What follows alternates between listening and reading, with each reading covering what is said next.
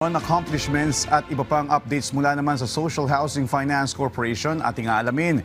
Kasama si Ginoong Federico Lacsa, ang President at CEO ng Social Housing Finance Corporation. Sir, magandang tanghali po. At salamat po sa pagpapabulat. Joshua. Maraming salamat. Sir, isa po sa mga prioridad ni Pangulong Ferdinand R. Marcos Jr. ang pagbibigay ng ligtas at abot-kayang pabahay para sa mas maraming Pilipino. Paano po nakatulong ang SHFC o SHFC sa matagumpay na implementasyon ng Expanded 4PH program? Alam mo, Joshua, from the very start na inilunsad yung pambansang pabahay para sa Pilipino program ng ating mahal na Pangulo, naging aktibo na talaga yung Social Housing Finance Corporation sa pagpapatupad ng 4PH. Okay. Nag-umpisa tayo noong 2023 at itinayo natin yung mga maraming proyekto. And very recently, si Secretary Liling naman, inilunsad niya ulit yung ating tinatawag na Community Mortgage Program at pinangalanan natin itong Enhanced Community Mortgage Program dahil gusto nating mas magiging pausayin pa at pagbutiin yung pagpapatupad nitong Community Mortgage Program. Okay. Well, sir, kamusta naman po ang implementasyon ng ECMP noong huli po namin ngayong nakapanayam nitong Enero? Nasa kalagitnaan pa lamang po kayo ng approval at awarding ng mga proyekto. Ano na po ang naging progreso nito mula noon? Joshua, magandang balita kasi from the time na inilunsad natin ito late last year hanggang ngayon, in less than a year, 47 projects na na-aprobahan natin sa ECMP. At ito ay magbibigay ng biyaya, benepisyo sa ating mga 8,100 families. Okay. So, matagumpay at napabilis natin ang pagpaproseso ng ating CMP. In fact, during the last several weeks, almost every week, kaming dalawa ni Secretary Liling, nag-a-award ng mga cheque sa ating mga kababayan. So, walang umpay yung ating pagpapatupad ng ECMP at ito naman nagagalak yung ating mga kababayan na talagang nag-iintay sa programang ito. Alright. And aside from that, nabalitaan din po namin, sir, na tuloy-tuloy ang SHFC sa pag-award naman ng mga titulo ng lupa sa mga benepisyaryo. Maaari niyo po bang ibahagi sa amin kung ano ang kahalagahan nito para sa mga pamilyang matagal nang naghahangad ng sariling titulo at security of tenure? Kumbaga sana ito yung graduation nila doon sa ating programa, no? Ito yung mga nakapagtapos na ng pagbabayad ng ating ng kanilang obligasyon sa SHFC. Kaya pinapabilis na rin natin ang pagpapa-award ng ating mga titulo sa kanila. Ito na siguro pinakamasayang event sa kanilang buhay dahil nakikita namin napakasaya nila pagka nahawakan nila yung mga titulo na katibayan na sila na nagmamayari ng lupang kinatatayuan ng kanilang mga tahanan. Yan. Iba pa rin pag nasabi talagang akin itong lupang tinitirikan ng bahay ko. At saka makikita mo, Joshua, talagang naluluwa yung karamihan sa kanila pagtanggap nila ng mga titulo. Well, sir, bukod naman po sa ECMP, ano pa po ang mga programang pabahay ng SHFC? Marami. Kasi yung ang expanded 4PH na inilunsad ni Secretary Liling, marami na modalities ito. Kasama na dyan yung ECMP natin at saka nagdagdag pa sila ng yung horizontal development. At marami rin tayong programa sa SHFC. Tayo nga yung nag-umpisa ng ating vertical 4PH projects mula noong 2023. Nilunsad na natin yung mga proyekto natin under 4PH, yung mga high-rise buildings natin at saka medium-rise buildings natin.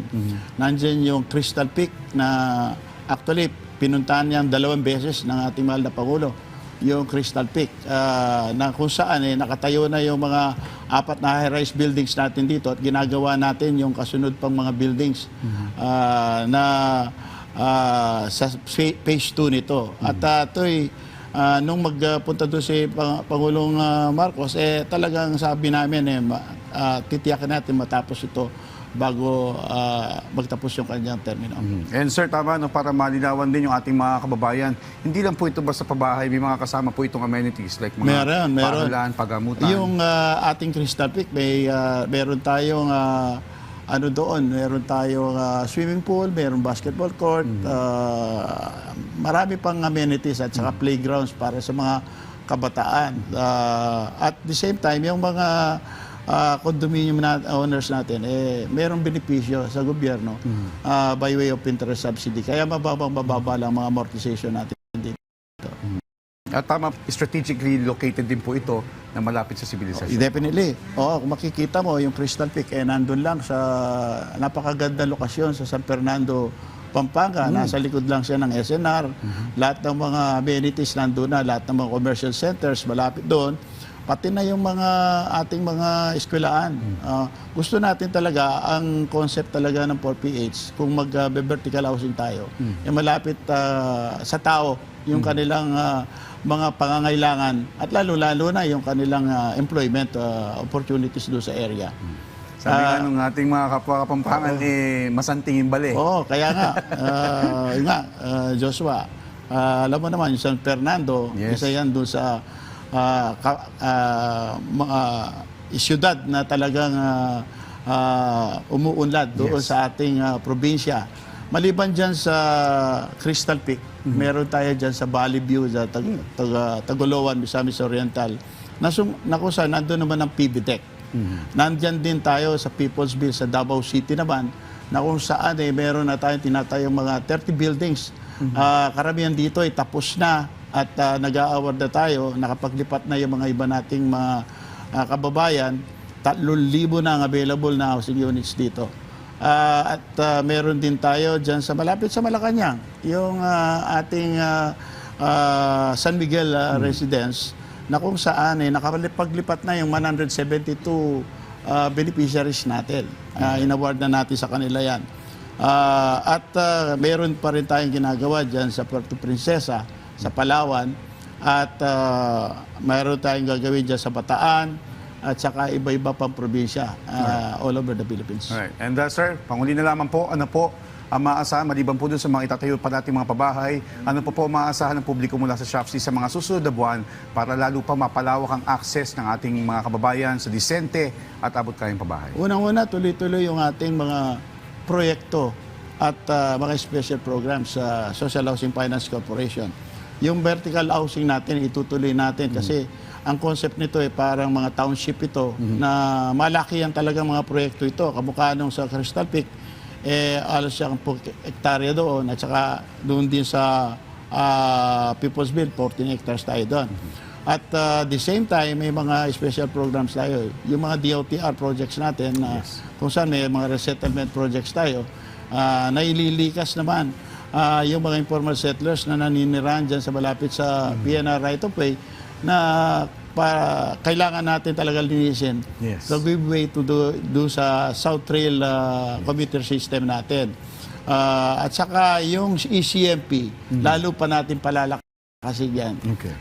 Tuloy-tuloy ang ating pag-a-award ng mga cheque doon sa mga hindi pa na-awardan ng mga cheque at doon naman sa mga titulo na i-award natin sa ating mga kababayan na nagtapos na ng pagbabayad ng obligasyon nila sa SHFC ay tuloy-tuloy pong i-accelerate namin yung pagbibigay ng mga titulo at award. At doon sa ating mga kababayan, mananatili po kami nandito sa Social Housing Finance Corporation. Nakanda po kami mag-accept ng mga application sa lahat ng mga project natin. Sana tignan nila yung ating website sa Facebook natin para malaman nila kung paano sila mag-apply sa mga lahat ng mga proyekto natin na nandyan lang at available na yung mga units na i-award natin sa kanila. Alright. On that note, maraming salamat po sa inyong oras at sa impormasyon na ibinahagi niyo sa amin, Sir Federico Lacsa, ang President at CEO ng Social Housing Finance Corporation. Thank you, sir.